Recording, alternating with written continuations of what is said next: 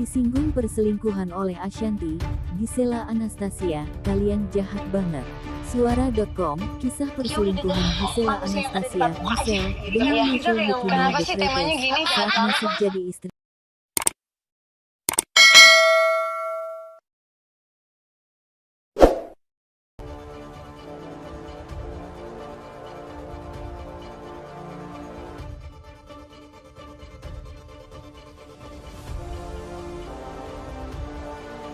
Ya udah dengerin kok manusia yang ada di depan muka aja gitu ya. Kenapa sih temanya gini? Jahat banget lo semua pada sama gue. Ini kan udah kehidupan masa lalu. Selingkuh. Tangan anda yang melanggar. Gak apa-apa.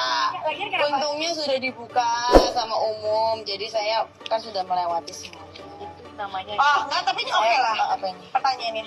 Oh iya. Menurut kamu faktor perselingkuhan itu apa sih? Jadi bisa share. Ayo. Faktor perselingkuhan yang terutama karena nggak macam-macam ya, bisa ada nggak gini maaf bisa kebodohan. Sebenarnya kamu pengen mempertahankan rumah tangga tapi kok bukan rumah, sebenarnya kamu ingin mempertahankan sesuatu tapi kamu kayak capek, lelah apa itu dengan macam-macam sih. Makanya faktor perselingkuhan itu kalau aku pribadi ditanya kenapa, karena I wasn't know tentang banyak hal, pengetahuannya kurang, fondasi tentang Tuhannya nggak ada.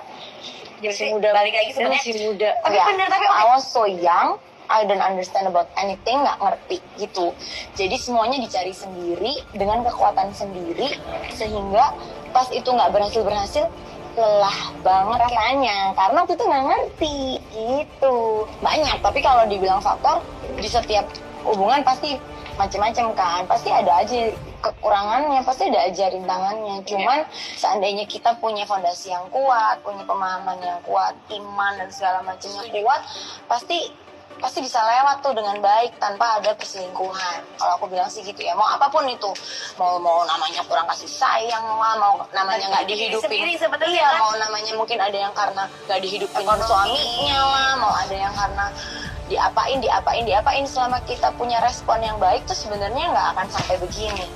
Cuman sometimes orang nggak ngerti, nggak tahu, dan mungkin kebiasaan mentoleransi dosa kecil sampai kita nggak sadar suatu hari kita udah melakukan hal yang besar sebenarnya. We normalize sin gitu, di normalin karena ngerasa itu nggak apa-apa lah gue gini, orang gue diginiin kok, ya gue boleh lah, ya, gitu loh. Menormalkan sesuatu yang sebenarnya bukan hal yang benar. Kita kan selalu punya alasan pasti nih kenapa kita gini, karena kita diginiin gitu. Tapi kan kalau kita balik lagi tarik nih ngomong ke Tuhan, ya nggak bisa.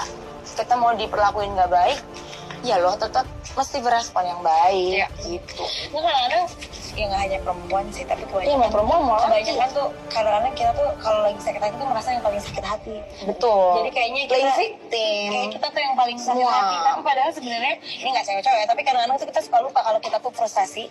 Padahal pasangan kita juga sama frustasinya, sama stresnya juga ngadepin kita. Ada sebab akibat, ada sebab akibat. Orang tuh kan kenapa begini karena masa lalunya bagaimana. Cuman yang pasti kalau udah tahu yang namanya komitmen, mestinya berakar sama fondasi Tuhan yang kuat, mestinya terhindar sih dari perselingkuhan gitu ya, mestinya ya gitu.